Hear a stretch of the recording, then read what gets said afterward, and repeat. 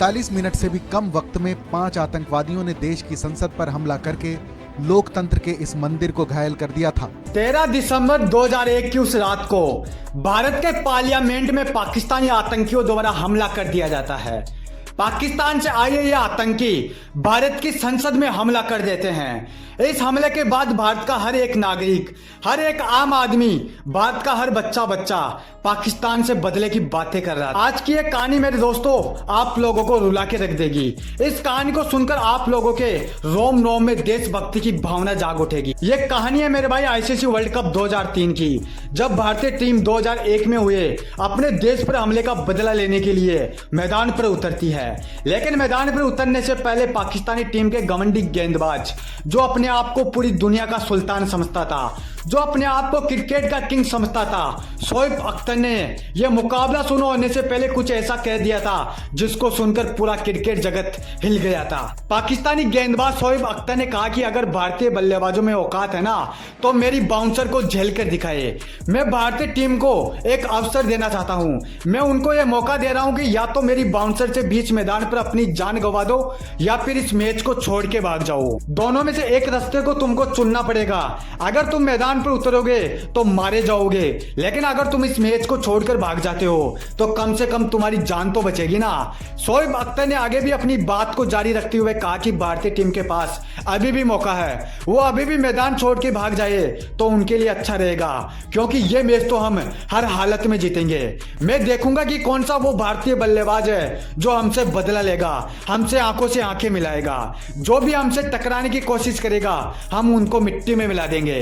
जब शोएब अख्तर के इस बयान का पता सचिन को लगा तो उनके पैरों तले की जमीन खिसक गई। सोशल मीडिया पर अपने देश का इस प्रकार से अपमान को देखकर सचिन सर का खून खोलने लगता है। उनकी आंखें लाल हो जाती है, माथे पर पसीना आ जाता है। उस दिन सचिन ने सोच लिया था कि अब 2001 का वो बदला मैं अपने अंदाज में लूंगा। 1 मार्च 2003 दक्षिण अफ्रीका के सेंचुरियन मैदान पर ये दोनों टीमें आमने सामने होती है। भारत के कप्तान सौरव गांगुली ने टॉस जीता और पाकिस्तानी टीम के बल्लेबाजों को पहले बल्लेबाजी करने के लिए बुलाया। पाकिस्तानी टीम के ओपनर बल्लेबाज शाहिद अनवर ने मैदान पर एंट्री लेते ही भारतीय गेंदबाजों की धुलाई चालू कर दी। कभी आशीष नेहरा तो कभी जहीर खान, बड़े बड़े नाम, पर इन सभी बड़े नामों के छोटे काम। सचिन तेंदुलकर एक तरफ जहां अपने देश पर हुए हमले का बदला लेना चाहते थे तो दूसरी तरफ ये गेंदबाज हिंदुस्तान की इज्जत मिट्टी में मिलाने में लगे थे। सही समय पर पाकिस्तान के इस ओपनर बल्लेबाज को रोका नहीं गया, जिसका नतीजा यह हुआ कि उन्होंने शतक ठोककर अपनी टीम का स्कोर 50 ओवरों में 273 रन तक पहुंचा दिया। उस समय 273 रन भारतीय टीम के सामने 350 के बराबर थे। इस मैच की पहली पारी की समाप्ति होती है। भारतीय टीम के सारे खिलाड़ी ड्रेसिंग रूम में चले जाते हैं। सौरव गांगुली जो इस मैच के कप्तान थे, उन्होंने सचिन और वीरेंद्र सहवाग को अपने पास बुलाया और कहा कि आज पूरे हिंदुस्तान की इज्जत तुम्हारे हाथों में है। मैं मानता हूं कि यह मैच जीतना हमारे लिए लगभग नामुमकिन है, लेकिन तुमको अंत तक लड़ना होगा। तुमको 2001 का वो हमला याद है या मैं तुमको याद दिलाऊं? इतना सुनने के बाद सचिन ने कहा कि सर मुझको सब कुछ याद है, मैं कुछ भी नहीं भूला। 2 साल पहले की वो संपूर्ण कहानी मेरे आंखों के सामने आज भी घूम रही है। आप नो टेंशन होकर ड्रेसिंग रूम में बैठो। आज मैं किसी भी पाकिस्तानी गेंदबाज को नहीं छोड़ूंगा, चाहे वो शोएब अख्तर ही क्यों ना हो। सचिन तेंदुलकर की ये बातें सुनकर सौरव गांगुली को यह समझ में आ चुका था कि आज कुछ बड़ा होने वाला है। इतना कहकर सचिन और वीरेंद्र सहवाग मैदान पर उतर जाते हैं। पाकिस्तान की ओर से पहला ओवर डालने के लिए जैसे ही सौरव अख्तर के कदम सचिन की ओर बढ़े तो शोएब अख्तर को देखकर सचिन की रोम रोम खड़ी हो जाती है। मैच शुरू होने से पहले दिया वो बयान और अपने हर एक खिलाड़ी की बेइज्जती। 2001 का वो मंजर सचिन की आंखों के सामने आ चुका था। मैच की शुरुआत होती है, उधर शोएब अख्तर तो इधर सचिन तेंदुलकर। शोएब अख्तर की पहली गेंद सीधा सचिन के हेलमेट पर जाकर लगी और सचिन झट से जमीन पर नीचे गिर पड़े। दूसरी गेंद सचिन के कंधे पर आकर लगी और शोएब जोर जोर से हंसते हुए सचिन के पास आकर बोले कि तुम्हारे पास अभी भी मौका है, तुम मैदान से लौट सकते हो, मैं तुमको एक और अवसर देता हूं। मैच के आखिरी बॉल थी। सचिन ने शोएब को कहा कि तुम अगला ओवर लेके आओ, मैं तुमको बताता हूं तुम्हारी असली औकात।